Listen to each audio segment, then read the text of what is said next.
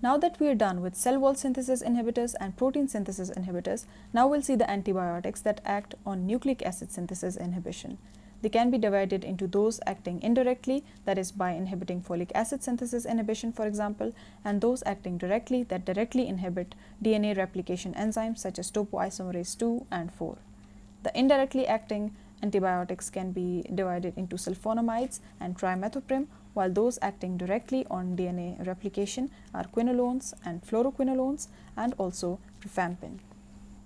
In this lecture, we are going to talk about sulfonamides and trimethoprim. They're both used together, so we'll discuss them together as well. When a sulfonamide such as sulfamethoxazole and trimethoprim are mixed together in the ratio of 5:1, that makes cotrimoxazole. Now there is a reason why we mix and use both of them together, and that will be clear when we see their mechanism of action. Regarding sulfonamides' mechanism of action, first we'll see the structure of PABA, that is para-aminobenzoic acid, and we know it's a precursor for folic acid in the bacteria. Now you can see that both of them resemble in their structure, so what sulfonamides do is basically replace PABA in the folic acid synthesis and thus play its part in inhibition of folic acid synthesis. To understand both their mechanisms clearly, we'll first see how bacteria synthesizes folic acid from scratch. First, they combine pteridine with PABA to form dihydropteroic acid with the help of enzyme dihydropteroate synthetase. Then the dihydropteroic acid is combined with glutamate to form dihydrofolate, which is then converted into tetrahydrofolate by the action of the enzyme dihydrofolate reductase. When sulfonamides come into play, what they do is they inhibit the enzyme dihydropteroate synthetase. By this, they will inhibit bacterial folate synthesis. One thing to remember is that unlike bacteria, humans do not make folate from scratch. What they do is they get it from the diet as a vitamin. So sulfonamides will not have any interaction with folic acid in the human body. Next, drugs, that is trimethoprim and pyrimethamine, will inhibit the enzyme dihydrofolate reductase. Now remember that humans also have this enzyme. So when we use these drugs, they will inhibit folic acid synthesis and will be associated with anti-cancer drug-like side effects. As I said earlier, sulfonamides and trimethoprim are used simultaneously. Why? Because of two reasons. First, there is decreased chance of resistance because we make sure that the bacteria is killed. Secondly, there is synergy among them because what they do is they block two successive steps in folate synthesis, and thus this sequential blockade is a supra-additive effect. Both of them are static alone, but together they are bactericidal, giving a good example that unity is strength. Before going into their pharmacokinetics and side effects, I wanted to discuss some classification of sulfonamides alone. Sulfonamides can be divided into those acting systemically, locally, or both. Systemically acting sulfonamides are further divided into those acting short-acting, intermediate acting, and long-acting. The short-acting act about for 4 to 8 hours and include sulfadiazine. Intermediate acting includes sulfamethoxazole that act for 8 to 12 hours, and long acting act for more than 7 days and include sulfadoxine.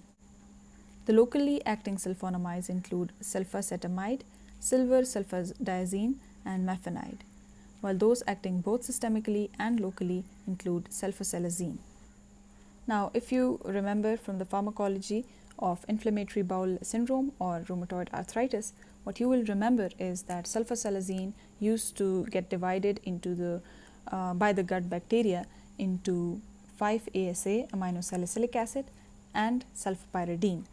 The 5-ASA used to act locally by inhibiting production of inflammatory mediators and as an anti-inflammatory in IBS, while in rheumatoid arthritis, sulfapyridine used to get absorbed and act as an immunosuppressive agent by blocking TNF-alpha and all sort of things. But that's not what we are studying today. We are studying sulfonamides, right? So we are more interested about the combination of sulfonamides and trimethoprim, which will make cotrimoxazole.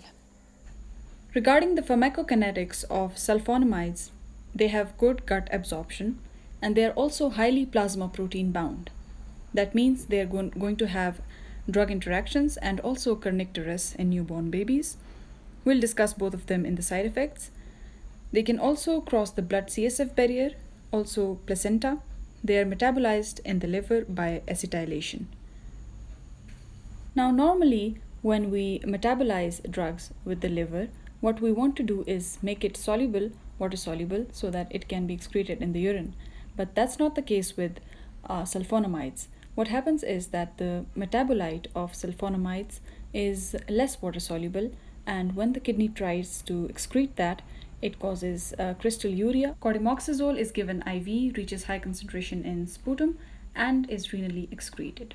Coming to the side effect of these drugs, hypersensitivity reaction, especially Stevens-Johnson syndrome, is the most severe type of hypersensitivity reaction, and it is characterized by fever, erythema multiforme, and ulceration of the mucous membranes. I need you to Google this so you will never forget this. It can also cause hemolytic anemia in G6PD deficient patients because it causes oxidative stress. Sulfonamides are also one of the drugs that are associated with phototoxicity and also bone marrow suppression, leading to leukopenia, neutropenia, and thrombocytopenia, etc., and also the usual GI distress as well.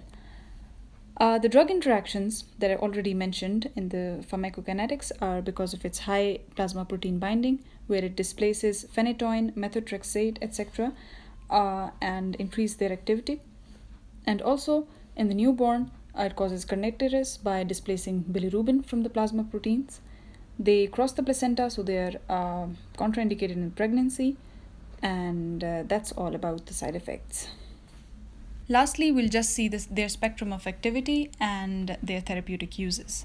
They have a broad spectrum of activity, and as I previously said, that they are bacteriostatic when they're alone, but together they are bactericidal. So they act on bacteria, fungi, and also protozoa. The bacteria that they act on mainly are Nocardia, Listeria, and a list of gram-negative and also gram-positive organisms. In the fungi, they have activity against Pneumocystis jirovecii, and in protozoa, they have activity against Toxoplasmosis gondii and also Plasmodium falciparum that is resistant to chloroquine. Coming to the uses, they are used in the UTIs, the lower UTIs that are caused by gram-negative bacteria such as E. coli, Proteus, and Enterobacter species, etc. And they're used for the treatment as well as for long-term prophylaxis, and they're also used to treat bacterial prostatitis because they reach high concentration in the prostate. Secondly, they can be used in Pneumocystis jirovecii infections or pneumonia in HIV patients. You need to remember this point, this is important. And as I said, Toxoplasmosis gondii, and as a drug of choice for nocardiosis. They can also be used in the treatment of chancroid, which is basically inguinal lymph nodes that are ulcerated. Some uses that are unique for sulfonamides is the use of sodium salt of sulfacetamide for treatment of ophthalmic infections, and also silver sulfadiazine and mefenide used topically for preventing burn wound infections.